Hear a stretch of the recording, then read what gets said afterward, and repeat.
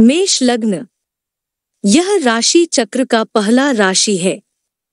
राशियों को सिंह और कर्क, सूर्य और चंद्रमा से विभाजित किया गया है और विभाजन के आधार पर कन्या पहली राशि होनी चाहिए और मिथुन अंतिम राशि होनी चाहिए, लेकिन गिनती में यह पहली राशि है। ऐसा इसलिए है क्योंकि ऐसा कहा जाता है कि सभी गणदंत विष्णु की नाभि हैं और जातक के 3 भाग होते हैं। नाभि के शुरुआती हिस्से में अश्विनी और रेवती गणदांत शामिल हैं, जिनमें से स्टार अश्विनी मेष राशि में आते हैं और यह राशि चक्र की पहली राशि है और इसका स्वाभाविक रूप से मतलब है कि अन्य सभी अग्नि राशियों की तरह इस लग्न में जन्म लेने वाले भी कुछ नया बनाने या शुरू करने की प्रेरणा रखते हैं। लेकिन एक अंतर होना चाहिए और वह यह है कि मेष लग्न शून्य से चीजों को शुरू करना चाहता है, जबकि सिंह लग्न केवल उन चीजों को सुधारना चाहता है जो पहले अस्पष्ट थे लेकिन अब बंद कर दिया गया है। वह उन कार्यों को फिर से शुरू करना चाहता है, जबकि धनु एक ऊंचा मकाम देना चाहता है। किसी भी राशि का फोकस 7वें स्थान पर होता है। वहाँ काम, इच्छा का घर होता है और यहाँ हम तुला पाते हैं, जिसका प्रतीकात्मक अर्थ संतुलन होता है और वही गुण मेष लग्न के जातक के स्वभाव में परिलक्षित होता है, जो सब कुछ संतुलित करना चाहता है। उनका व्यक्तित्व संतुलित होता है। मंगल द्वारा शासित होने के कारण उनमें अत्यधिक क्रोध होता है, लेकिन सूर्य के उच्च होने का संकेत होने के कारण उनका क्रोध केवल सही समय पर सही कारण के लिए निकलता है, केवल किसी को नष्ट करने के लिए नहीं अपितु किसी की रक्षा के लिए। इस प्रकार वे उन लक्षणों को संतुलित करते हैं जो कभी कभी संतुलित हो सकते हैं जब शनि का इस लग्न या उसके स्वामी के साथ संबंध हो, या मेष लग्न के लिए 7वें घर या शुक्र के साथ संबंध हो। शनि इस लग्न में नीच का होने के कारण, जैसा कि पहले बताया जा चुका है, जातक को आलसी, मूर्ख और अपने स्वास्थ्य के प्रति लापरवाह बना देगा और अल्प आयु देगा। बशर्ते शनि लग्न या सप्तम भाव या उनके स्वामी को पीड़ित कर रहा हो। उन मामलों में जहां वह उन्हें प्रभावित नहीं कर रहा है, वह ज्यादा नुकसान नहीं कर सकता है, लेकिन आलस्य, कायरता आदि के अपने संकेतों को बढ़ाएगा। मेष लग्न में ग्रहों का फल। सूर्य इस लग्न में उच्च का होने के कारण इस लग्न के लिए बहुत महत्वपूर्ण ग्रह है। साथ ही 5वें घर का स्वामी होने के साथ साथ वह राजयोग का भी कारण है। इस लग्न के लिए सूर्य का स्थान बहुत महत्वपूर्ण है। सूर्य का कमजोर होना व्यक्ति को चिड़चिड़ा, अनपढ़, नाराज बना सकता है और सभी राजयोगों को समाप्त कर सकता है और एक व्यक्ति को गरीबी में रहने के लिए मजबूर कर सकता है। 5वें घर के स्वामी के रूप में दुर्भाग्य देगा। वह दिखाता है कि वह व्यक्ति 30 साल से पहले अपने कर्मों के माध्यम से कितना भाग्य बनाएगा और 30 साल बाद उन फलों को भोगेगा। सूर्य पंचम भाव का स्वामी होने के कारण इस लग्न के लोगों को राजनीति, शासन और धार्मिकता की ओर स्वाभाविक रूप से झुकाव देता है। सूर्य की स्थिति केंद्र में सप्तम भाव को छोड़कर और कोण में अच्छी होती है, जबकि 6ठे, 8वें, 7वें और 12वें भाव में सूर्य इस लग्न के लिए कमजोर माना जाता है। सूर्य जहां कहीं भी स्थित हो, अच्छी संतान देने के लिए उसकी स्थिति 5वें घर से अच्छी होनी चाहिए, जबकि जातक को राजयोग देने के लिए उसकी स्थिति लग्न से अच्छी होनी चाहिए, खासकर जहां बुद्धि के कारण राजयोग सक्रिय हो रहा है। चंद्र चतुर्थ भाव का स्वामी होने के कारण इस लग्न में सुख सुविधाओं के लिए बहुत महत्वपूर्ण है। यदि चंद्रमा की स्थिति ठीक नहीं है तो व्यक्ति असंतुष्ट होगा और वह भावनात्मक रूप से अस्थिर महसूस करेगा और अंत में खुद को क्रोधित महसूस करेगा। चूंकि चंद्रमा इस लग्न के दूसरे घर में उच्च का है, इसलिए वह इस लग्न में वित्त के लिए बहुत महत्वपूर्ण ग्रह है।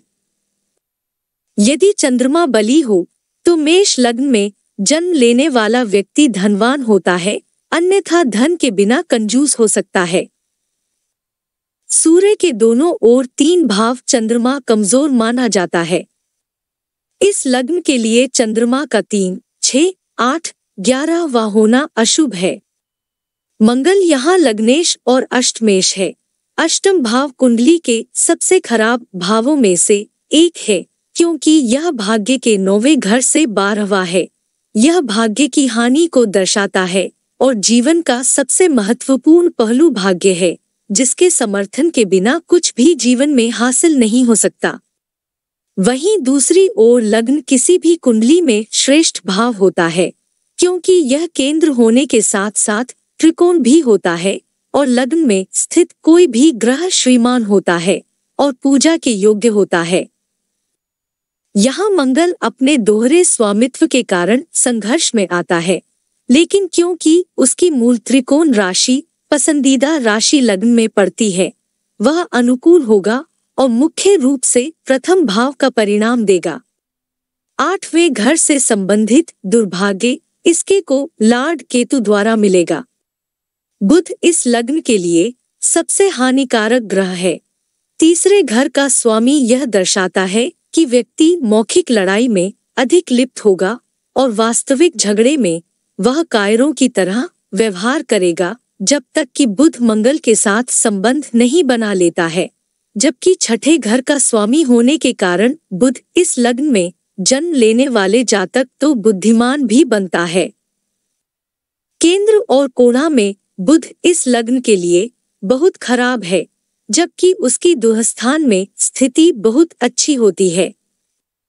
दुहस्थान में फंक्शनल मेल्फिक होने के कारण वह अपने स्वामित्व वाले मकानों का अच्छा फल देगा, लेकिन उन घरों के प्रभाव में वृद्धि करेगा जहां वह शुभ भाव से स्थित है। हालांकि दुहस्थान में जातक के लिए उसका प्रभाव कष्टदायक होगा, जबकि केंद्र और कोणा में वह उस भाव के विकास को प्रभावित करेगा जिसमें वह स्थित है, और साथ ही वह अपने भावों को गलत तरीके से भी प्रकट करेगा, जिसका अनुभव जातक के लिए सुखद हो सकता है। बृहस्पति 9वें घर का स्वामी है, जो कुंडली के सबसे भाग्यशाली घरों में से एक है और इसे वराह मिहिर ने शुभ कहा है। किसी भी कुंडली में केवल 9वें भाव का स्वामी होने वाला कोई भी ग्रह शुभता का माध्यम बन जाता है। यही कारण है कि नवमेश का रत्न अत्यंत शुभ माना जाता है।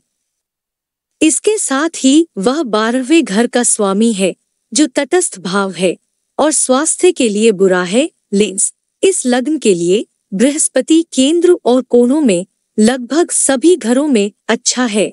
वह 9वें घर को सौभाग्य देने वाला है, जबकि अन्य घरों में वह जातक के लिए आध्यात्मिकता को जन्म देते हुए 12वें भाव को प्रकट करेगा।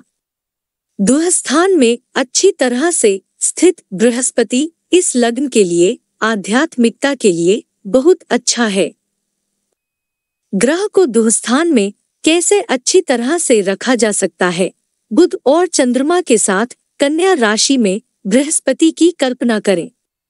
यहाँ बृहस्पति 9वें घर से 10वें घर में है। कठिन परिश्रम से भाग्य बढ़ेगा, जो जातक के लिए थका देने वाला होगा। लग्न से छठा घर होने के कारण थकान, बेचैनी को दर्शाता है, जबकि 12वें घर से बाधक स्थान में होने से यह पहले आध्यात्मिकता में रुकावट दिखाता है। लेकिन चूंकि चौथा स्वामी चंद्रमा बृहस्पति के साथ युति में है, जो यह दर्शाता है कि जब व्यक्ति देवी माँ की पूजा शुरू करता है, चौथा माता का प्राकृतिक घर है, तो उसकी आध्यात्मिकता में वृद्धि होगी और सभी बाधाएं समाप्त हो जाएंगी।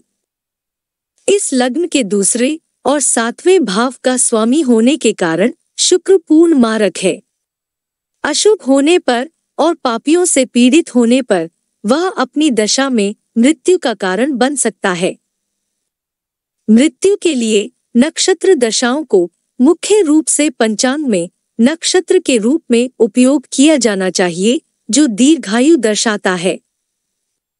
पाराशर ने उनमें से कई का उल्लेख किया है, जबकि हम केवल एक का उपयोग करते हैं। इस संबंध में कालचक्र दशा सबसे अच्छी होती है, जब राशि नवांश या षडबाला चक्र में चंद्रमा की नवांश राशि मजबूत होती है। यदि यह स्थिति पूरी नहीं होती है तो कालचक्र दशा को सामान्य फलित दशा के रूप में उपयोग किया जाना चाहिए। दूसरे भाव का स्वामी होने के कारण इस जातक के आर्थिक स्तर पर शुक्र का प्रबल प्रभाव होता है। इस प्रकार एक अच्छी तरह से स्थित शुक्र अच्छे वित्तीय स्तर का आनंद लेने के लिए बहुत वांछित है। अच्छे वित्त के लिए चतुर्थ, 5वें, 6वें, 8वें, 10वें, 11वें और 12वें भाव में स्थित शुक्र ग्रह वांछित है। वहीं सप्तम भाव का स्वामी होने के कारण शुक्र का वैवाहिक सुख पर गहरा प्रभाव पड़ता है। जैसा कि हम जानते हैं कि शुक्र दोनों तरफ सूर्य से केवल 2 घर दूर रह सकता है, इसका विश्लेषण करना बहुत महत्वपूर्ण है। चूंकि शुक्र अस्त होने के कारण प्यार में अज्ञानता का परिणाम दे सकता है, वहीं वक्री शुक्र यह दिखाएगा कि व्यक्ति को अपने प्यार को फिर से शुरू करने की जरूरत है। शनि दशम भाव का स्वामी है, जो इस लग्न में कर्मों का प्रतिनिधित्व करता है, और उसकी स्थिति यह बताएगी कि इस जातक के कर्म क्या है और कर्मों का फल स्वयं कैसे प्रकट होगा। लेकिन इसके साथ ही वह बाधक भी है। उसे मजबूत होने की जरूरत है, लेकिन बहुत मजबूत नहीं। 11वें घर के सहस्वामी राहु द्वारा बाधक का कार्य किया जाएगा, लेकिन इस लग्न में शनि का विश्लेषण करना भी बहुत महत्वपूर्ण है। अच्छी स्थिति में स्थित शनि जातक के अच्छे कर्म दिखाएगा, लेकिन रास्ते में बाधाओं को भी बढ़ाएगा, जबकि कमजोर शनि बाधाओं को समाप्त करेगा, लेकिन साथ ही वह व्यक्ति को आलसी और मजबूत कर्म नहीं करने वाला बना देगा। समाज में नाम रखने के लिए कर्मों की आवश्यकता होती है, क्योंकि हम जो करते हैं उससे हम पहचाने जाते हैं, और इस उद्देश्य के लिए दशम भाव कर्मों के साथ साथ स्थिति का भी कारक है, जो करियर को प्रभावित कर सकता है या नहीं भी कर सकता है। यह युवाओं के बीच एक बड़ा भ्रम है। कर्म वह कार्य है जो हम एक प्रसिद्ध व्यक्ति होने के लिए करते हैं, लेकिन कर्म उनका पेशा भी हो सकता है। आम जनता के लिए उनके पेशे को कई अन्य बिंदुओं से देखा जाना चाहिए। उनमें से एक 6वां घर चंद्रमा से 10वां आदि है। लेकिन जिनका लग्न स्वामी या चंद्रमा या बृहस्पति की दृष्टि या स्थान से अच्छी तरह से दृढ़ है, उनके लिए प्रसिद्धि निश्चित है। इस तरह के लोगों के लिए 10वां घर उनके कर्म, उनके व्यवसाय या पेशे का फैसला कर सकते हैं।